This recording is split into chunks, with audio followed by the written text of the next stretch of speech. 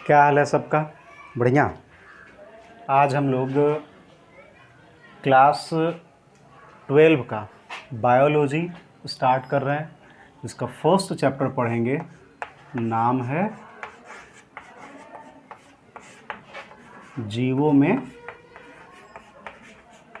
जनन, reproduction in organism या जीवों में जनन।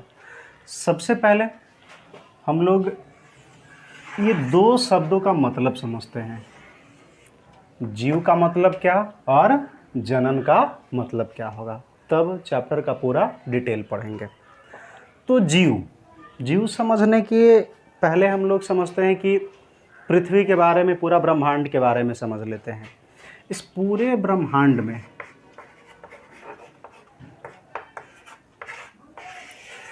दो प्रकार की वस्तुएं पाई जाती है बायोलॉजिकल। एक वस्तु सजीव कहलाती है, दूसरी वस्तु निर्जीव कहलाती है। सजीव और निर्जीव, तो सबसे पहले हम लोग निर्जीव समझते हैं। निर्जीव वस्तु कहने का मतलब वे वस्तुएं जो जैविक क्रिया नहीं करता है। जैविक क्रिया कहने का मतलब ना तो इनका जन्म होता है, ना ही ये वृद्धि करते हैं, ना ही ये विकास करते हैं, ना ही ये जनन करते हैं, और ना ही इनकी मृत्यु होती है। उन सभी वस्तुओं को हम लोग निर्जीव वस्तु के नाम से जानते हैं। जैसे ये कमरा हो गया, चौक हुआ, बोर्ड हुआ, ये सब निर्जीव वस्तुएं हैं। इसके बाद सजीव वस्तुएं, तो ब्रह्मांड की वो सारी वस्तुएं जो जैविक क्रियाओं को करती है। जैविक क्रिया कहने का मतलब कि हर जीव का अपना एक व्यक्तिगत कार्य होता है। तो जो भी वस्तु, ब्रह्मांड की जो भी वस्तु जैविक क्रियाओं को करेगा, उन्हें हम लोग सजीव या लिविंग थिंग्स के नाम से जानते हैं। कहने का मतलब इनका जन्म होता है, ये वृद्धि और विकास करते हैं, ये जनन भी करते हैं, और फाइनली अंततः इनकी मृत्यु भी हो जाती है। तो इन्हें हम लोग सजीव वस्तु कहते हैं। और यही सजीव का तात्पर्य होता है जीव से। जीव कहने का मतलब यहाँ सजीव से होता है। क्लियर है? अब सजीव या जीव यानी ऑर्गेनिज्म को हम लोग और थोड़ा डीपली देखते हैं।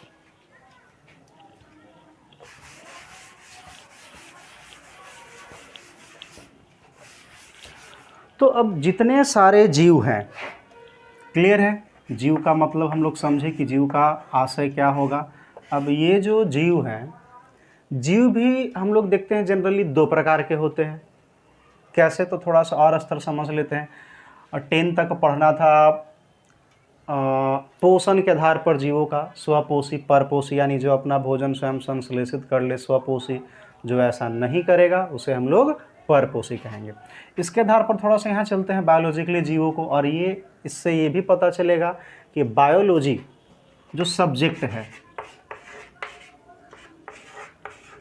इसके कितने ब्रांचेज हो जाते हैं। क्लियर है? वो दोनों हम लोग एक साथ समझेंगे। तो जीव जो होते हैं जनरली हम लोग देखते हैं दो प्रकार के जीव हैं। एक ऐसे जीव हैं जो पेड़ पौधे के टाइप के होते हैं, पेड़ पौधे होते हैं, पेड़ पौधे के जात से बिलोंग करते हैं। एक जो होते हैं वो जीव जंतु होते हैं, यानी हम लोग उनको जानवर भी कह सकते हैं। जानवर समुदाय के होते हैं। जैसे पेड़ पौधे में जितने सारे जो पेड़ पौधे हम लोग देखते हैं, और इनको छोड़कर ये सभी जानवर में है, जैसे कि बंदर, मनुष्य, गाय, भैंस, कुत्ता इत्यादि। और चूंकि ये बायोलॉजी का पार्ट्स है, तो पेड़ पौधे का भी बहुत बड़ा साम्राज्य है, जानवरों का भी बहुत बड़ा साम्राज्य है, और यही आगे चलकर बायोलॉजी के बंटवारे का कारण बनता है। यानी बायोलॉजी का दो शाखा, एक कहलाता है बॉटनी और एक कहलाता है जूलॉजी। बॉटनी कहने का जिसका हिंदी नाम होता है वनस्पति विज्ञान, और जूलॉजी कहने का मतलब जंतु विज्ञान। तो जीव विज्ञान की जिस शाखा में हम लोग सिर्फ और सिर्फ पेड़ पौधों के बारे में ही अध्ययन करते हैं, सजीव तो पढ़ेंगे, बायोलॉजी कहने का सीधा मतलब होता है कि विज्ञान की जिस शाखा में हम लोग सजीवों का अध्ययन करते हैं उसे बायोलॉजी कहा जाता है, जीव विज्ञान। लेकिन जीव भी तो दो प्रकार के हैं, एक पेड़ पौधे साम्राज्य से, एक पेड़ पौधे की जाति से बिलोंग करते हैं, और एक जानवर के जाति से बिलोंग करते हैं। तो बायोलॉजी की जिस शाखा में हम लोग सिर्फ और सिर्फ वनस्पतियों के बारे में या फिर पेड़ पौधों के बारे में पढ़ते हैं, अध्ययन करते हैं, उसे हम लोग बॉटनी कहते हैं। और बायोलॉजी की जिस शाखा में, जिसे कि हम लोग जंतु विज्ञान कहते हैं, बायोलॉजी की जिस शाखा में हम लोग जीव जंतुओं के बारे में पढ़ते हैं, मतलब जानवरों के बारे में पढ़ते हैं, उसे हम लोग जंतु विज्ञान या जूलॉजी के नाम से जानते हैं। ये था बायोलॉजी का परिचय और जीव का परिचय। जीव का तात्पर्य यहाँ क्या होगा? तो जीव का तात्पर्य पेड़ पौधों से भी होगा और जानवरों से भी होगा। क्लियर है? अब इसके बाद चलते हैं जनन।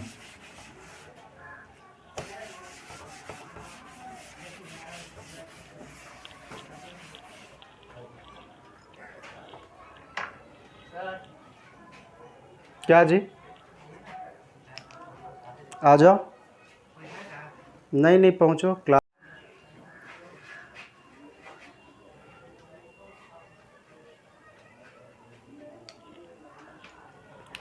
अब जनन का मतलब हम लोग समझते हैं। जनन, जिसे प्रजनन भी कहा जाता है अंग्रेजी में, इसी को हम लोग रिप्रोडक्शन भी कहते हैं। जीव तो हम लोग समझ गए कि जीव क्या है, अब समझ लेना है जनन क्या है। तो जनन कहने का सीधा मतलब है कि जब कोई भी जीव अपने ही समान गुण वाले नए जीवों का निर्माण करता है तो उस प्रक्रिया को हम लोग जनन, प्रजनन या रिप्रोडक्शन कहते हैं। यानी जनन या प्रजनन या रिप्रोडक्शन जीवों में होने वाली एक ऐसी प्रक्रिया है जिससे अपने ही समान गुण वाले नए जीवों का निर्माण किया जा सकता है। अगर परिभाषा देखा जाए जनन का तो सिंपली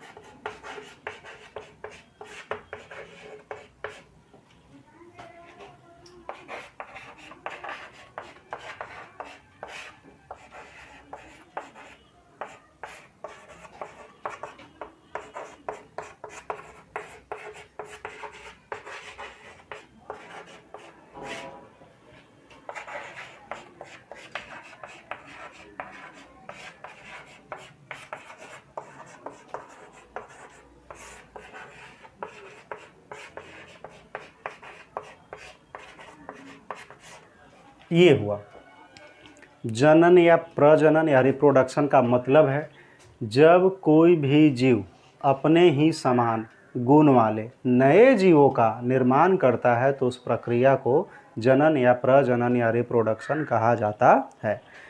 जनन जीवों में होने वाली एक प्रक्रिया का नाम है। कैसी प्रक्रिया? तो जिसमें कोई भी जीव, चाहे वो पेड़ पौधा हो या जीव जंतु हो, मनुष्य हो, कुत्ता हो, बिल्ली हो, वो अपने ही समान गुण वाले, ऐसा नहीं है कि कुत्ता है तो गधा का जन्म दे देगा, मनुष्य है तो बंदर का जन्म दे देगा, नहीं, कुत्ता तो कुत्ते का ही, गुण उसी प्रकार का, गाय है तो गाय का ही।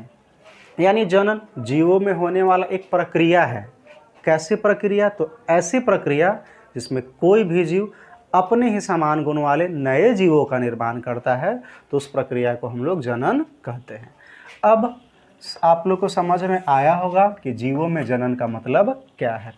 इस चैप्टर में हम लोग को पढ़ना है कि जितने सारे जीव हैं, जैसे जीव कहने का मतलब एक पेड़ पौधा समुदाय का और एक जीव जंतु समुदाय का, ये जो हुए कैसे अपने ही समान गुण वाले नए जीवों का निर्माण करेंगे, यही है जीवों में जनन। क्लियर? अब आगे चलते हैं।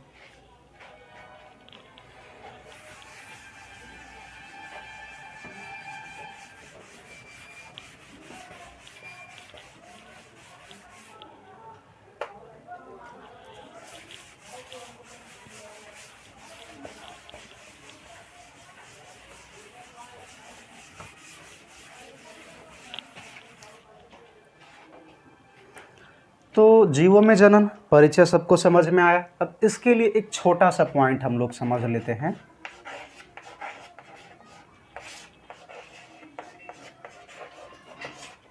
जीवन काल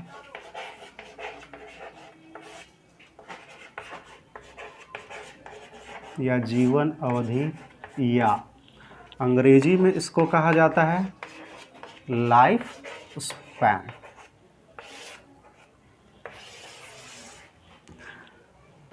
इसके पहले थोड़ा सा हम लोग एक चीज़ ये समझ लेते हैं कि अभी हम लोग सजीव के बारे में पढ़ रहे थे।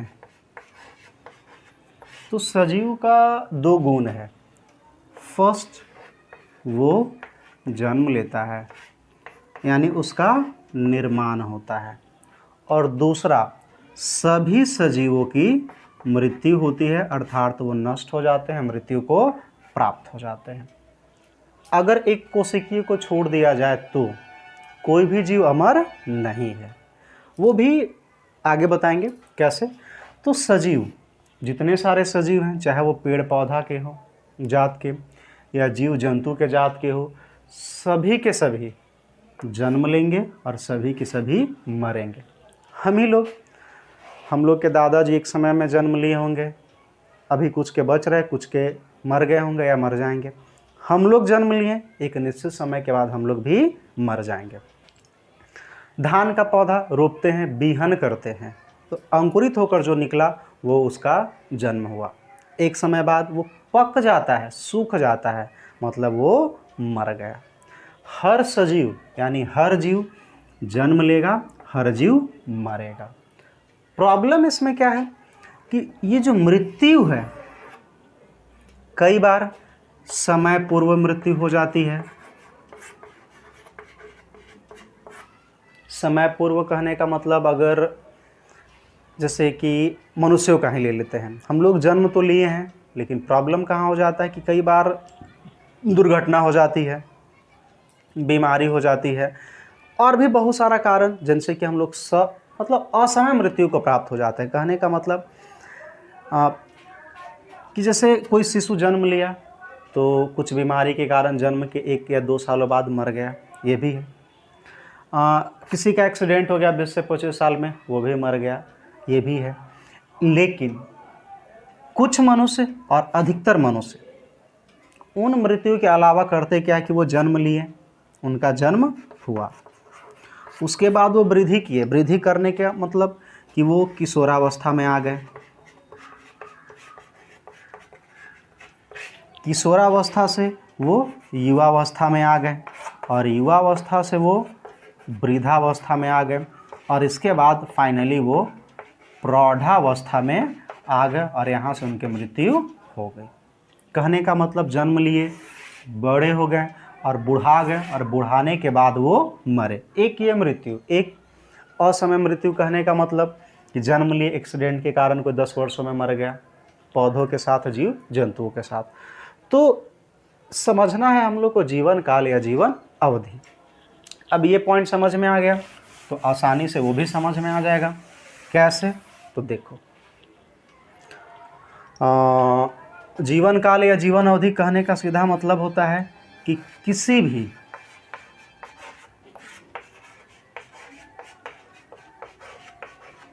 जीव के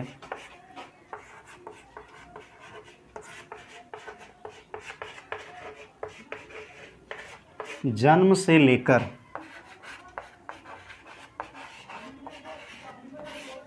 प्राकृतिक मृत्यु तक की अवधि को जीवन अवधि कहा जाता है। अगर पूछ दिया जाए जीवन काल, तो साधारण है, किसी भी जीव के जन्म से लेकर प्राकृतिक मृत्यु तक के काल को जीवन काल कहते हैं, या जीवन अवधि। किसी भी जीव के जन्म से लेकर प्राकृतिक मृत्यु तक की अवधि को जीवन अवधि कहते हैं। क्लियर है? कहने का मतलब कि कोई भी जीव जन्म लिया, तो जन्म लेने के बाद उसकी प्राकृतिक मृत्यु होनी चाहिए।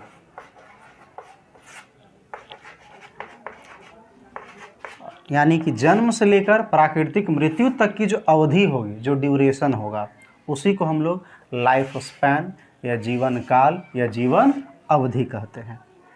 यहाँ पे जो शब्द आया प्राकृतिक मृत्यु, इसको भी आप लोग समझ चुके हो। कैसे?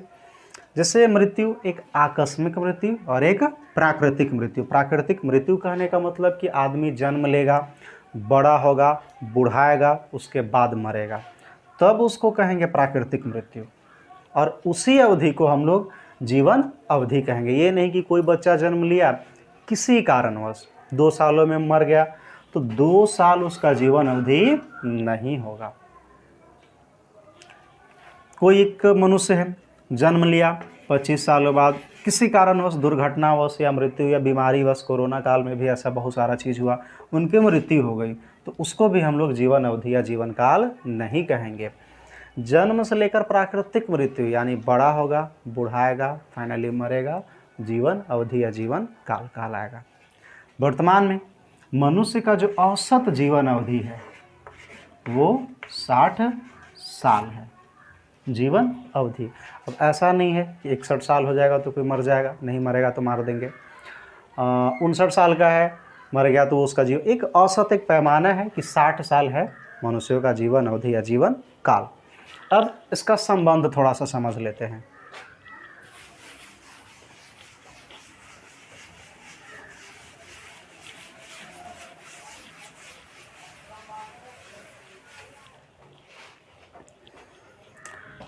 जीवन काल का संबंध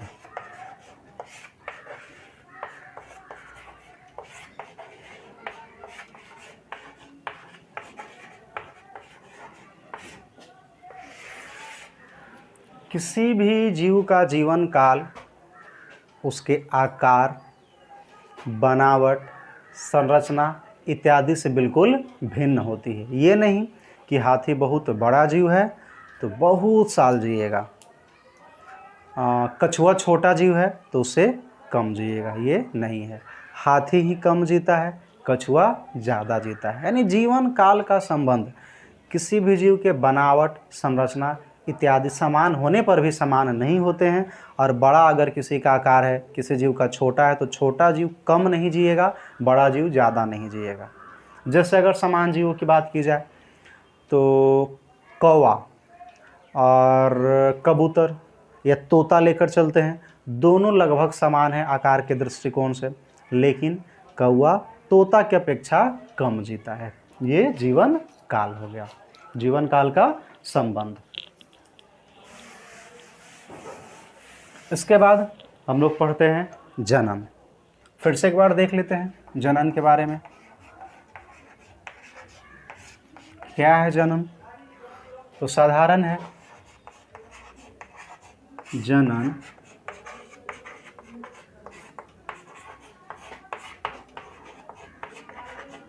जीवों में होने वाला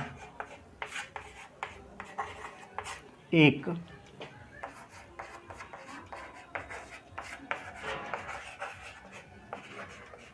ऐसी प्रक्रिया है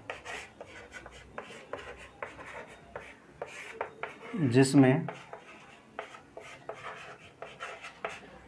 कोई भी जीव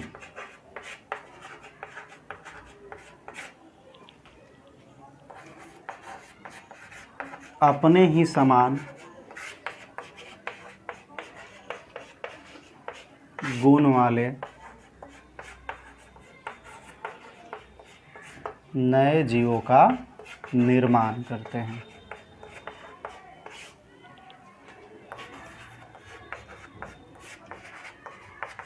इसके पहले भी समझाया गया था जनन या प्रजनन या रिप्रोडक्शन के बारे में कि जनन जीवों में होने वाला एक ऐसी प्रक्रिया है जिसमें कोई भी जीव अपने ही समान गुण वाले नए जीवों का निर्माण करते हैं।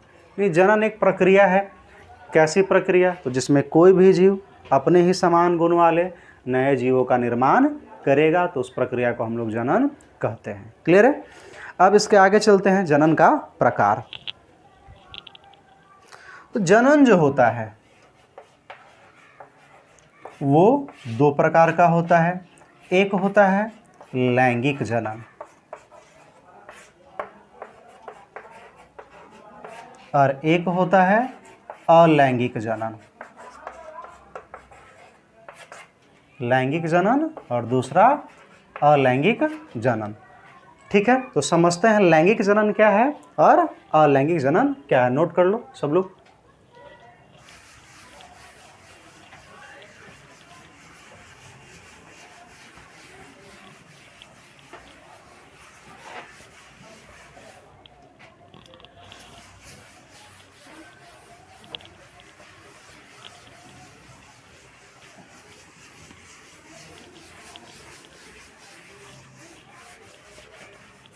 चलिए समझते हैं लैंगिक जनन।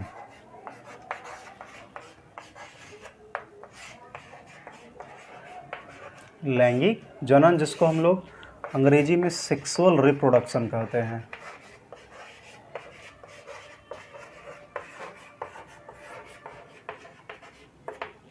क्या है? जैसे हम लोग जनन की परिभाषा में देखें और जनन का मतलब समझे कि जनन जीवों में होने वाली एक ऐसी प्रक्रिया है जिसमें कोई भी जीव अपने ही समान गुण वाले नए जीवों का निर्माण करते हैं, उसे हम लोग जनन कहते हैं। तो होता क्या है कि कभी कभी कोई जीव अकेले ही अपने समान गुण वाले नए जीवों का निर्माण कर लेता है, तो कभी कभी कुछ जीवों में उसे अपने ही जाति के विपरीत लिंग वाले जीवों की आवश्यकता पड़ती है। क्लियर है? दो प्रकार से, एक जीव अकेले ही अपने ही समान गुण वाले नए जीवों का निर्माण कर लेगा, तो कोई जीव अपने ही जाति के दूसरे लिंग वाले जीवों को साथ मिलकर अपने ही समान गुण वाले नए जीवों का निर्माण करेगा। दोनों में नए जीवों का ही निर्माण होता है। क्लियर है? तो कैसे और क्या, परिभाषा थोड़ा देख लेते हैं।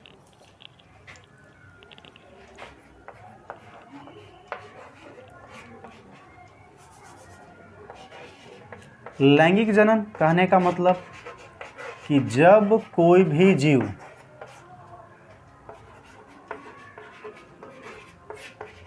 अपनी ही जाति के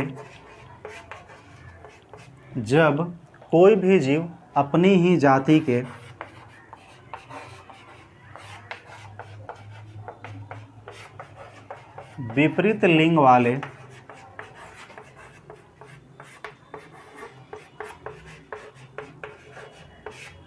साथ मिलकर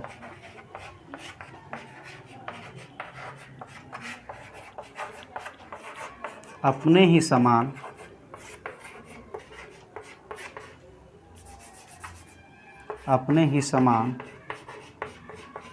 गुण वाले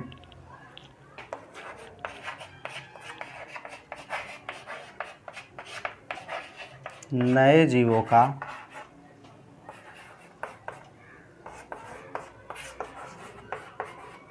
निर्माण करता है, उसे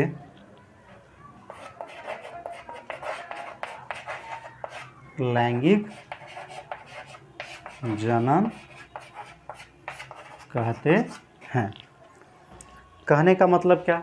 देखिए कि जनन क्या है। तो जनन जीवों में होने वाली एक ऐसी प्रक्रिया है जिसमें कोई भी जीव अपने ही समान गुण वाले नए जीवों का निर्माण करेगा। अब ये निर्माण करने का तरीका दो प्रकार से हो रहा है। कैसे? तो कोई जीव अकेले ही नए जीवों का निर्माण कर ले रहा है, तो किसी जीव को किसी दूसरे जीवों की आवश्यकता पड़ रही है। और यही दो अंतर जनन के प्रकार का कारण है। यानी जनन दो प्रकार के, लैंगिक जनन और इसके पहले बताए थे अलैंगिक जनन। तो लैंगिक जनन कहने का मतलब कि जब कोई भी जीव अपनी ही जाति के विपरीत लिंग वाला, यानी अगर नर है तो उसको मादा की आवश्यकता पड़ेगी, मादा है तो उसे नर की आवश्यकता पड़ेगी, महिला है तो पुरुष, पुरुष है तो महिला, अपनी ही जाति के विपरीत लिंग वाले जीवों के साथ मिलकर अपने ही समान गुण वाले, गुण भी वही होना चाहिए। जैसे हम लोग मनुष्य हैं तो अपने माता पिता के समान हैं, गाय है तो अपनी माँ गाय के समान है, नर मादा गाय है तो, अगर लड़का है तो अपने पिता के समान हम लोग हैं, लड़की है तो अपनी माता का समान है।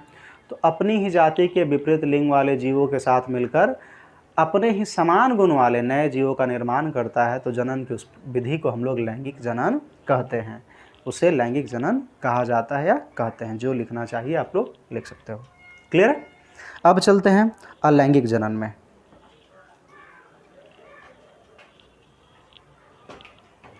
डस्टर कहाँ है?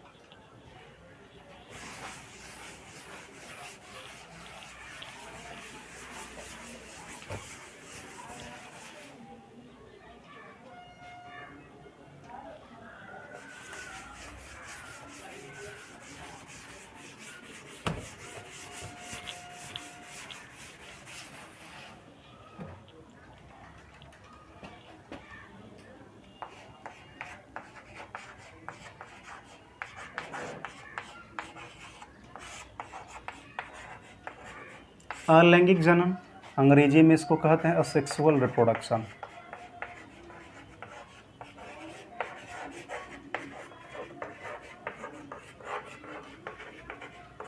क्या है अलैंगिक जनन? तो सिंपल है। जनन में दो चीज़ देखें कि कभी कभी कोई जीव अकेले ही अपने ही समान गुण वाले नए जीवों का निर्माण कर लेता है, तो कभी कभी किसी जीव को अपनी ही जाति के विपरीत लिंग वाला जीव की आवश्यकता पड़ती है। तो जब विपरीत लिंग वाला जीव मिलकर जनन करेगा तो उसको पिछला टॉपिक में देखें लैंगिक जनन कहेंगे, लेकिन जब जीव अकेले ही अपने ही समान गुण वाले नए जीवों का निर्माण करेगा उसे हम लोग अलैंगिक जनन कहते हैं। यानी इसका परिभाषा दे सकते हैं कि जनन की वह विधि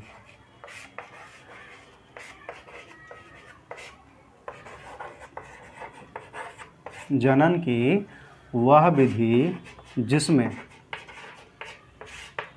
कोई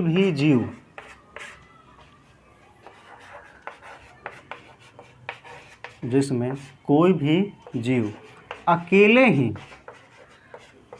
यानी बिना किसी की सहायता से, जनन की वह विधि जिसमें कोई भी जीव अकेले ही अपने ही समान गुण वाले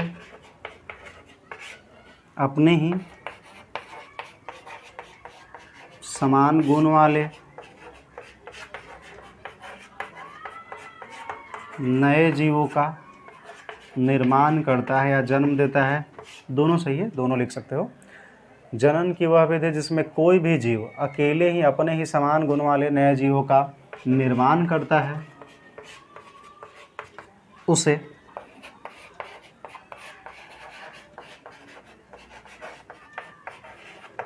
अलैंगिक जनन कहते हैं या कहा जाता है।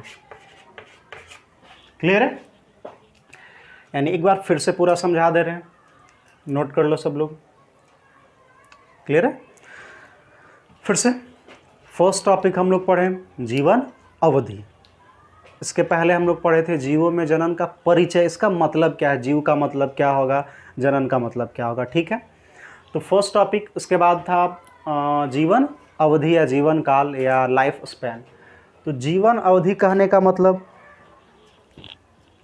कि किसी भी जीव के जन्म से लेकर प्राकृतिक मृत्यु तक की अवधि को जीवन अवधि या जीवन काल कहते हैं। इसके बाद पढ़े जनन। तो जनन जीवों में होने वाली एक ऐसी प्रक्रिया है जिसमें कोई भी जीव अकेले ही या किसी जीव के साथ मिलकर अपने ही समान गुण वाले नए जीवों का निर्माण करता है, उसे हम लोग जनन कहते हैं। या जब कोई भी जीव अपने ही समान गुण वाले नए जीवों का निर्माण करता है तो उस प्रक्रिया को भी हम लोग जनन कहते हैं। या जनन जीवों में होने वाला एक ऐसा प्रक्रिया है जिसमें कोई भी जीव अपने ही समान गुण वाले नए जीवों का निर्माण करता है, उसे हम लोग जनन कहते हैं। अब जनन देखिए दो प्रकार का, एक लैंगिक जनन और दूसरा अलैंगिक जनन। लैंगिक जनन कहने का मतलब कि जब कोई भी जीव, या ये भी लिख सकते हैं कि जनन का वह प्रकार या जनन की वह प्रक्रिया जिसमें कोई भी जीव अपने ही जाति के विपरीत लिंग वाले जीवों के साथ मिलकर नए जीवों का निर्माण करता है, उसे हम लोग लैंगिक जनन कहते हैं। जैसे मनुष्य, हम लोग को अपने ही जाति के विपरीत लिंग वाले जीवों की आवश्यकता पड़ती है, गाय, कुत्ता, भैंस इत्यादि। अलैंगिक जनन, तो जनन की वह विधि जिसमें कोई भी जीव अकेले ही अपने ही समान गुण वाले नए जीवों का निर्माण करता है, उसे हम लोग अलैंगिक जनन कहते हैं। जैसे बहुत सारे जीव हैं, उदाहरण के तौर पर एक कोशिकीय जीव, वो विखंडित होकर टूटकर नए जीवों का निर्माण कर लेते हैं, उनको किसी जीव की आवश्यकता नहीं पड़ती है। क्लियर है? आज के लिए इतना ही, बाकी कल आप लोग को बताया जाएगा लैंगिक जनन का प्रकार, यानी कि कैसे कोई भी जीव अकेले ही अपने ही समान गुण वाले नए जीवों का निर्माण कर लेता है बिना किसी की सहायता से, बताएंगे कल। यानी वही आगे चलकर अलैंगिक जनन का प्रकार बनेगा, जैसे मुकुलन, विखंडन, खंडन, पुनरुद्भवन, बीजाणु जनन, कायिक जनन। क्लियर है? इसके बाद कल ये भी बताएंगे कि लैंगिक जनन ठीक है, दो जीव की सहायता से होता है नए एक तीसरे नए जीवों का निर्माण, तो उसके लिए क्या शर्तें हैं, क्या घटनाएं घटती है जिससे कि लैंगिक जनन हो पाता है। क्लियर है? ठीक है।